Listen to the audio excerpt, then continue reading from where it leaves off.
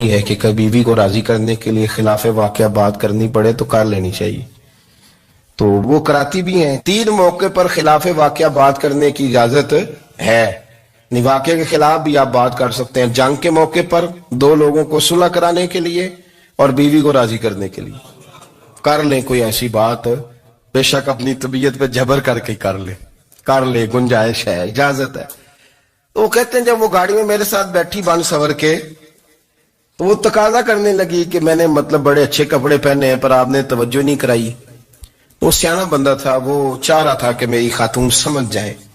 وہ کہتے ہیں مجھے پتا تھا کہ بیچاری مس گائیڈ ہو گئی ہے، دل کی بڑی اچھی ہے، سیانی ہے، لیکن اس کو کچھ خواتین نے، کچھ لوگوں نے مل کے اس کو ذہن غلط کر دیا ہے کہ سماج میں نکلو، باہر جاؤ، کام کرو، فلاں کرو، اپنی مرضی سے جیو۔ تو میرے ساتھ گاڑی میں بیٹھی کہیں جانے کے لیے تو مجھ سے کہنے لگی کہ آپ نے میری طرف توجہ ہی نہیں کی، آپ نے کوئی ذکر ہی نہیں کیا کہ میں کیسی لگ رہی ہوں۔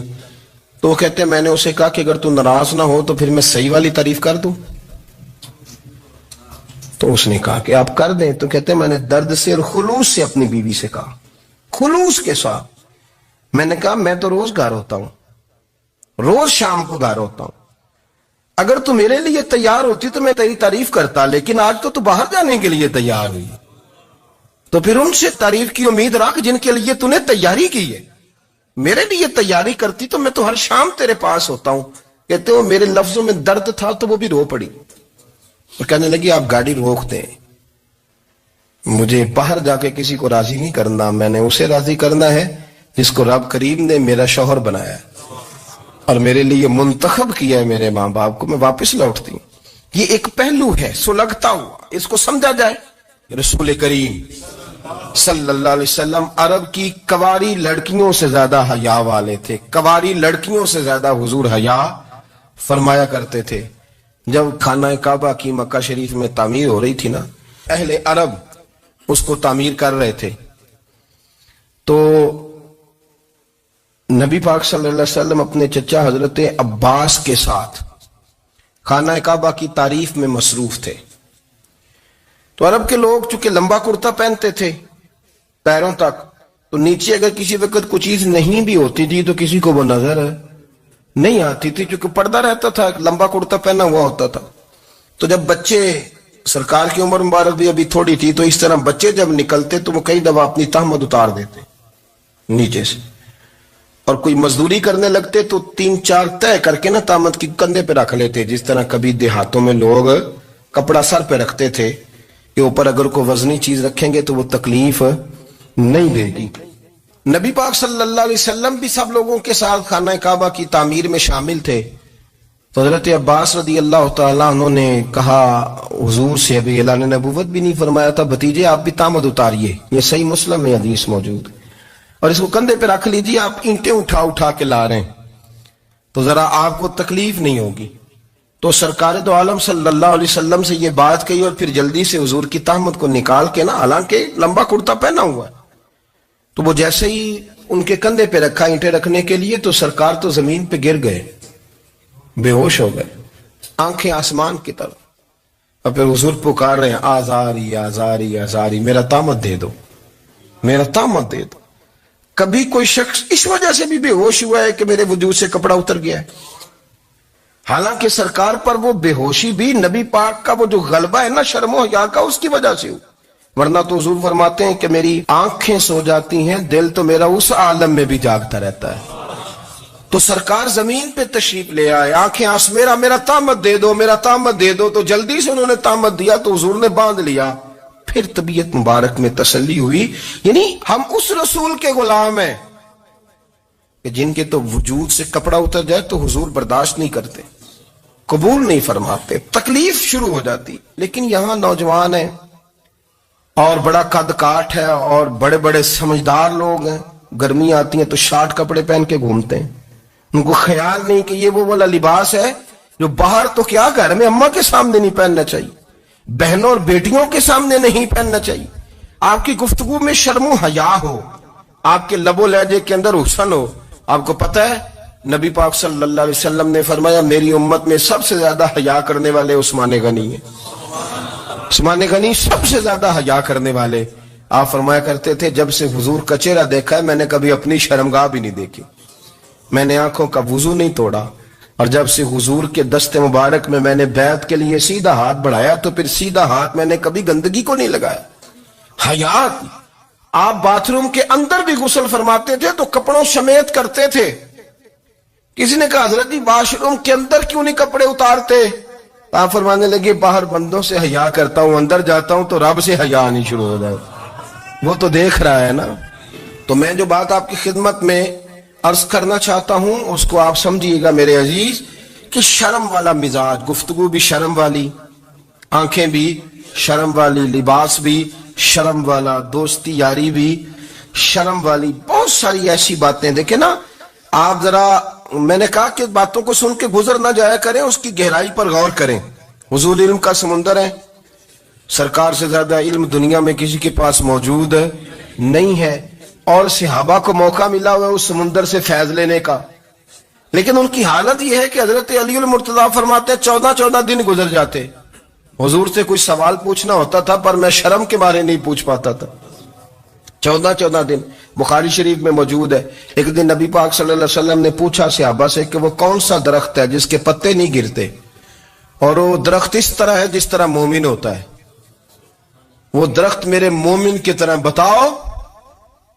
حضرت عبداللہ ابن عمر فرماتے مجھے پتا تھا کہ وہ کھجور کا درخت ہے، لیکن چونکہ ابو بکر صدیق بھی بیٹھے، عمر فاروق بھی بیٹھے، مولا علی بھی بیٹھے، عثمان غنی بھی بیٹھے، اتنے جید لوگ بیٹھے، تو مجھے حیات ہی تھی کہ میں کیوں جواب دوں۔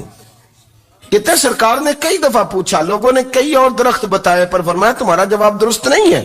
آپ حیا کے اس پہلو پر غور کریں کہ سوال کا جواب آتا ہے، سوال کا جواب، یعنی مجھے سوال کا جواب آتا ہو پھر میں دوں نہ، مجھے بدعزمی نہ ہو جائے گی؟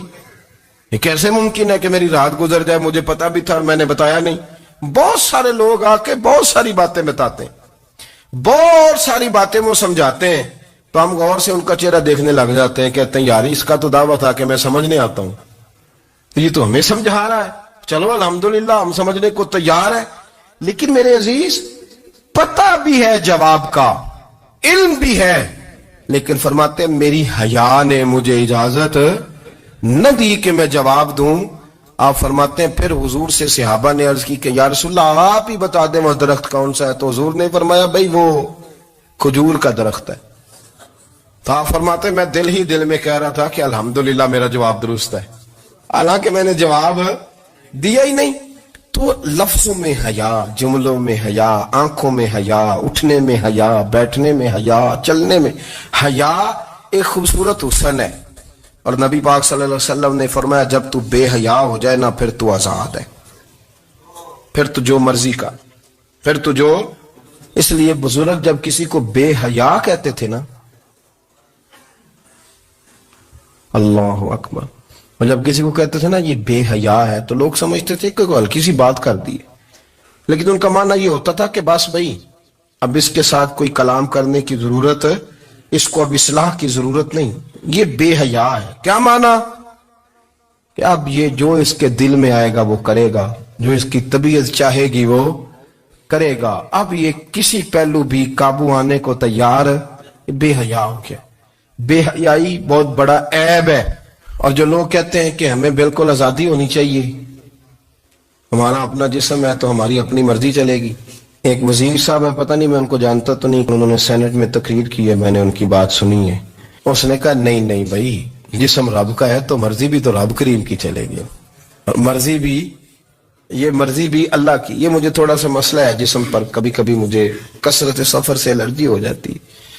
میرے ساتھ لوگ نا دل سے پیار کرتے ہیں، شاید ہی کوئی اچھا ڈاکٹر ہو جس تک میرے سنگی مجھے لے کے نہ گئے ہوں، پر جسم اللہ کا ہے نا، مرضی بھی جب وہ چاہے گا صحت دے گا۔ کیوں کچے کاموں میں لوگ پڑ گئے، کیوں غلط لوگ سوچ میں پڑ جاتے ہیں، یہ اسی کا ہے، اور جب وہ چاہے گا، آپ اس بات کو اچھے طریقے سے سمجھ لیں کہ جو اپنی مرضی چوکوں چوراہوں میں کر رہے ہوتے ہیں نا، جو مرضی گاندمند، وہ جانور ہوتے ہیں، وہ جانور ہوتے ہیں جو نہ چوک دیکھتے ہیں نہ گلی دیکھتے ہیں، نہ انہیں پتہ ہوتا ہے کہ جگہ کون سی ہے، وہ انسان۔ میں نے کہہ دیا جو میں نے کہنا تھا، میں نے کہہ دیا، وہ جانور ہوتے ہیں۔ اور جو کچھ انسان ہوتے ہیں نا ان کے اندر کچھ نہ کچھ پھر شرم حیا بھی ہوتی ہے. وہ چوکوں چوراہوں میں وہ حرکتیں اور وہ کام نہیں کرتے جو جانور کرتے ہیں. ان کے لیے بڑے پردے ہوتے ہیں, ان کے لیے بڑی باتیں ہوتی ہے, ان کے لیے بڑا کچھ ہوتا ہے. جو بالکل آزاد ہو جائے, کوئی پتہ نہ ہو کس وقت کیا کہنا ہے کیا کرنا ہے, تو پھر وہ دائرہ انسانیت سے خارج ہو جاتا ہے. ہم آپ کو کیا دعوت دیں؟ آپ تو وہ باتیں کر رہے ہیں جو اسلام کا انسانیت کے حق میں بھی ٹھیک نہیں. آپ تو وہ والی باتیں کر رہے ہیں جن کا انسانیت بھی تقاضا نہیں کرتی کہ یہ باتیں ہونی چاہیے. لیکن ایک بات, میں تو جذباتی نہیں ہوتا, میں بڑے غور سے چیزوں کو دیکھتا ہوں, سنتا ہوں. اور نہ میں ان موسمی مینڈکوں کی, وہ مجھے راحت ایک صاحب کہنے لگے جی بڑے بڑے مولوی ایک بندے کے ساتھ بیٹھے ہوئے ہوتے تھے اور وہ روزے میں بڑے بڑے درس دیتا تھا تو وہ بھی فلانی حرکتیں کر رہا ہے. تو میں نے کہا ہم نے تو پرانا کہا تھا کہ موسمی مینڈک ہے, تو پرانے کہہ رہے ہیں کہ اداکار ہے. تو وہ جہاں کاسٹ کریں گے وہاں وہ اداکاری کرے گا. آپ کسی مذہبی جگہ کر لیں تو وہاں کر لے گا, کہیں اور جگہ کریں گے تو ہم تو پرانا کہہ رہے ہیں. تو کسی کو کبھی سمجھ آتی ہے تو کسی کو کبھی اور جگہ جا کے سمجھ آتی ہے. ہم ان لوگوں سے پریشان نہیں ہوتے. کیوں؟ سن لے, کوئی مایوسی نہیں. ان کے اندر جتنا زور ہے وہ لگائیں. یہ ملک بنا ہے رسول اللہ کے نام پہ, یہ اللہ نے تحفہ دیا ہے امت مسلمہ کو, یہ نبی پاک کے نام پہ بنا ہے. تو یہاں جھنڈا بھی وہی والا بلند ہونا ہے جو مدینے والے رسول کا جھنڈا ہے, اور یہاں وہی کام چلے گا جو نبی پاک نے بیان فرمایا. تو اس طرح کئی لوگ آتے ہیں, وہ شور شار کرتے ہیں, چلے جاتے ہیں. اتنے نہ پریشان ہوا کریں. بہت سارے لوگ تو بیچارے اس قابل بھی نہیں ہے کہ ان کا نام لیا جائے. مطلب اتنا ہم ان کو اہمیت دے دیں, ان کا ذکر کریں, ان کا نام لیں, ان کی بات کریں, وہ بیچارے اس قابل ہی نہیں ہے. مطلب سٹیٹس ہی نہیں ہے ہمارا, اتنے فارغ ہیں ہم.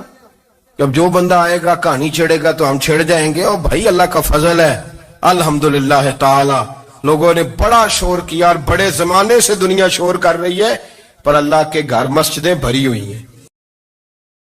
یہ جو بچیوں کو بچے مس گائیڈ کرتے ہیں, انہیں بڑے بڑے خواب دکھاتے ہیں, وہ بیچاری ماں باپ کو چھوڑ کے, بہن بھائی کو چھوڑ کے اس کے ساتھ شادی کرتی ہے. پھر جو اس کا بعد میں حشر ہوتا ہے, آپ ادلیاں نو سردار پہن تکے تے شرما والیاں نو جھوٹے ڈولیاں دے.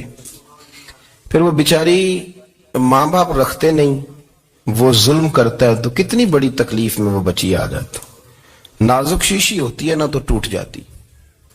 یہی حال اب جدید خواتین اور یہ جو کچھ اینکر پرسن ہیں, یہ اصل میں نا یہ آپ کو سیاست سکھاتے ہیں, لیکن یہ مادر پیدر آزاد لوگ ہیں, بالکل آزاد. یہ تو علماء شور نہ کریں, بات نہ کریں, گفتگو نہ کریں, مشائخ بات نہ کریں, اور یہ جو کچھ سنجیدہ اور دینی طبقہ ہے یہ کوئی شور نہ کرے, یہ تو روڈوں پہ ننگے ہو کے آ جائیں. معاذاللہ خوفناک نظریہ رکھتے ہیں یہ لوگ. عورت کو کہتے ہیں تیرے حقوق ہم تجھے لے کے دیں گے. مثلاً وہ کون سا حق ہے جو تم نے لے کے دینا ہے؟ میرے نبی کریم صلی اللہ علیہ وسلم اس کو بیٹی بھی بنایا ہے, اس کو بہن بھی بنایا ہے, اس کو ماں بھی بنایا ہے, اسے بیوی کا عالی شان رتبہ بھی عطا فرمایا ہے.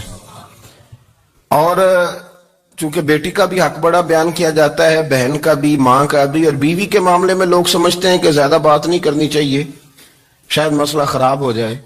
حالانکہ نبی پاک صلی اللہ تعالی علیہ وسلم نے بیوی کے بارے میں پتہ کیا فرمایا؟ فرمایا جب تم نکاح کر لیتے ہو تو اپنا ایمان محفوظ کر لیتے ہو. اب میں اس کی شرح نہیں کرتا, اب خود کر لیجئے گا کہ وہ ایک ایسی شخصیت ہوتی ہے کہ جس کی موجودگی میں آپ کا ایمان محفوظ ہے. اب میں نہیں سمجھتا کہ اس سے بڑی بات کوئی اور ہو سکتی ہے, جس کی موجودگی میں آپ کا ایمان. اور بھئی یہ حدیث پاک عرض کر رہا ہوں, نکاح جب کوئی کر لے تو اس نے اپنا ایمان مکمل کر لیا. اس کا معنی یہ ہوا کہ آپ کا ایمان محفوظ ہے اس کی موجودگی میں. تو اس سے زیادہ بھی, یعنی ایمان سب سے قیمتی چیز ہے نا, تو اس کے محفوظ ہونے کی وجہ حضور نے نکاح بیان کر دی. اب میرا خیال ہے بیوی اگر کوئی اس سے بڑا حقوق مانگے گی تو بیوقوفی کرے گی. اتنا بڑا درجہ نبی کریم نے اسے عطا کر دی, اتنا بڑا مقام دے دیا کہ تو خامند کے ایمان کے محفوظ ہونے کا ذریعہ بن گئی ہے. عورت کو جو حقوق رسول کریم صلی اللہ تعالی علیہ وسلم نے عطا فرمائے, نبی پاک نے جو حقوق دیے. دیکھیں نا, حضرت عبداللہ ابن عمر رضی اللہ تعالیٰ عنہ کی اہلیہ بیمار تھی, تو جلدی جلدی سے وہ آئے. تو جب بہت جلدی ہو, سفر بڑا شدید تھا, تو آپ نے جلدی سے نماز ادا کی، جلدی سے چلے. آپ کے خادم کہنے لگے حضور خیریت ہے؟ فرمایا میری بیوی بیمار ہے. تو اس نے عرض کی حضور آپ کی اہلیہ بیمار ہے. تو آپ نے نماز بھی جلدی سے پڑھی، سفر بھی جلدی جلدی کیا. تو فرمانے لگے یہ وہ چیزیں ہیں جو ہمیں مدینے والے رسول نے سکھائی. آپ اس کیفیات کو سمجھیں کہ حضور صلی اللہ علیہ وسلم نے درس دیا.